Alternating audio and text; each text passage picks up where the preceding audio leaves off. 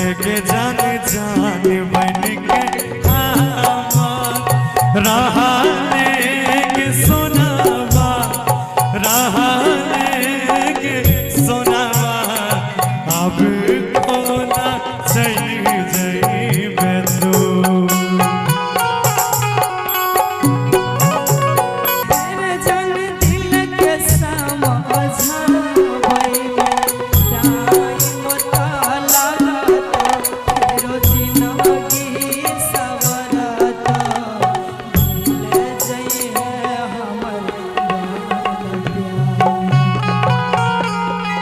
तू लड़का कहे छे लड़की से कि जान से तोहर माय बाबूजी तो तोरा पालन पोषण करलको तोरा जन्म दिलको और संसार में जन्मदाता से बड़ा माता पिता से बड़ा संसार में कोई है ही नहीं। चाहे वो भगवान शंकर हो पार्वती मैया हो राधा कृष्ण हो nobody is greater than mom and dad. माँ और पिता से बड़ा संसार में कोई नहीं है। तो कल गई तू अपन माय बाबूजी के बात मान ले हमर पीछे के पगली हम तो तोरा बिना कहो ना पागल आवारा बन के जीवन काट ले। भैया मंडप सजले बारात अले और लड़की के जो दिन बियाह रहे वो लड़का अपना कन्या का अपना गर्लफ्रेंड का वीडियो कॉल करे छे और वीडियो कॉल पर देखे छे कि लड़की के हाथ में मेहंदी लागल छे वो नया नया चूड़ी पहनने छे सब कुछ करने छे। तो ओकरा कहे छे बड़ा सुंदर भाव में कोना लड़कियों वीडियो कॉल पर लड़को वीडियो कॉल पर लड़का कहे छे बड़ा सुंदर भाव में देखियो कि हे गे के कराल चुरिया और पहनाई छे गे रानिया कि जकरा हम अपन माने रहिए आई हमरा से ओकर दूरी भ गेलै। जकरा हम अपन माने रहिए ओकरा से हमरा आई दूरी भ गेलै। जकर मांग हम सजाबै ले चाहलिए ओकरा हाथ में दूसरा के चूड़ी भ गेलै।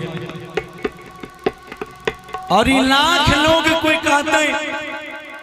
कि प्यार में हम बेवफाई कर लिए चाहे वो बेवफाई कर लगे लेकिन हमरा दोनों के नजर में एक दूसरा के मजबूरी भ गेल। लड़का कहे छे कि हे गे के कराल चुरिया और पहनाई छे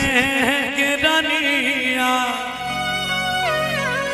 हे गे पहनाई छे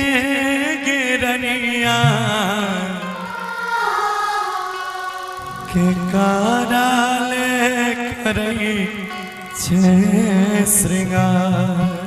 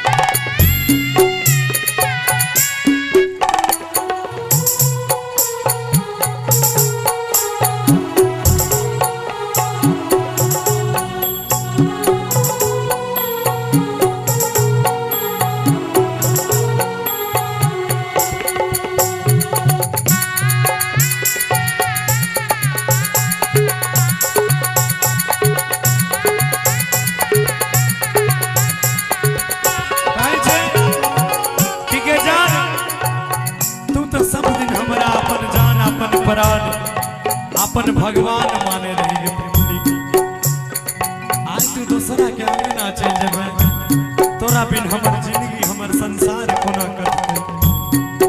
गाय छे हे के जान जान बन के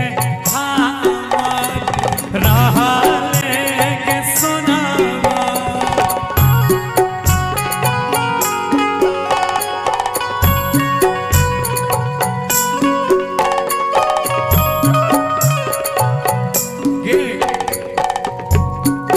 के जान जान बन के हमर रहा लेके सोनावा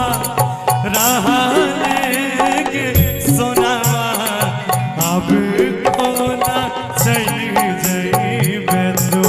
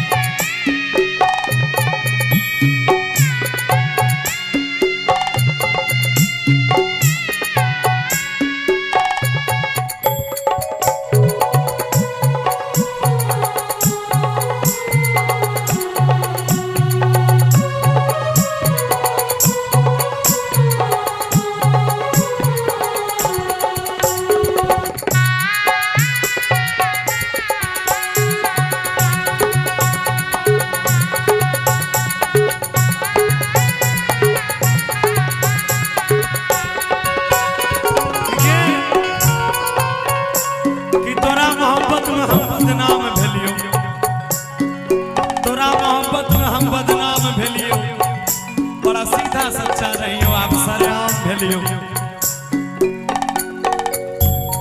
तू कहना हमरा तोड़ देलिया कि अब लागे छे हमर सब काम तमाम भ जेते तोरा बिना नहीं घर के रहला नहीं घाट के रहला नहीं हाथ नहीं बाट के रहला कहि छे हे के जन बाप हमर कहत बेटा प्यार में बहु नहीं